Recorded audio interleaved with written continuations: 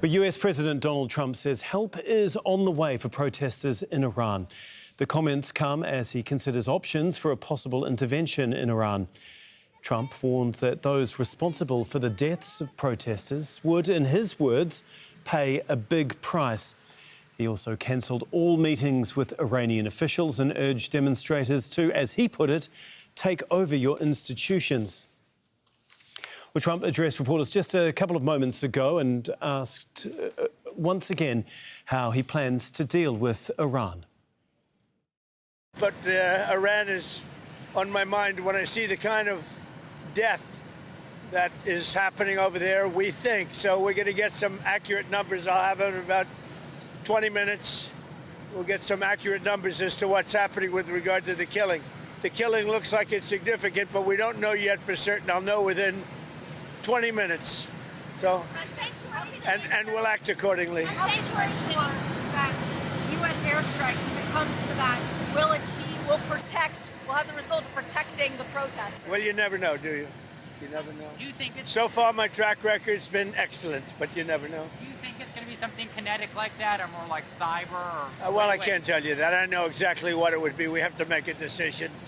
But I can't be. Obviously, I can't be telling you. I'm going to cross now to John Hendren, who is live for us in Washington, D.C. And, John, I know this only happened a few moments ago, but Donald Trump also spoke, saying he had a message for the Iranian regime.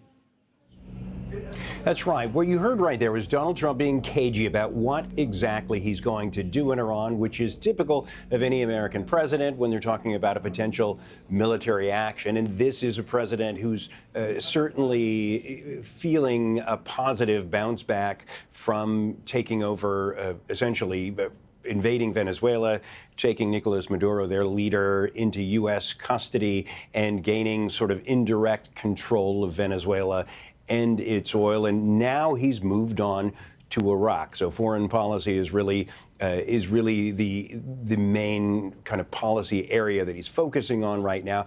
And he spoke directly to the protesters. And this is the message he had for them. To all Iranian patriots, keep protesting, take over your institutions if possible, and save the name of the killers and the abusers that are abusing you. I say, make Iran great again. You know, it was a great country until these monsters came in and took it over. And it's all very fragile. So President Trump is urging the protesters to continue their actions, and that's a big request of those protesters because many hundreds of them have been killed. We are told that they were dead on both sides. Those numbers are pretty hard to come by because of the difficulty of getting information out of Iran right now. But he's urging the protesters to go ahead, potentially, possibly even toward regime change.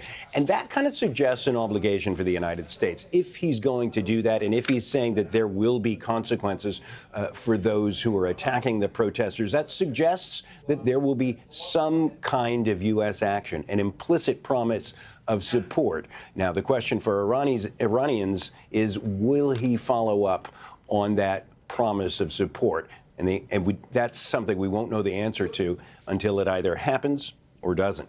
Indeed. Thank you so much for all of that, John. Sounds like there will be more to come in the coming hours. John Hendren for us in Washington, D.C.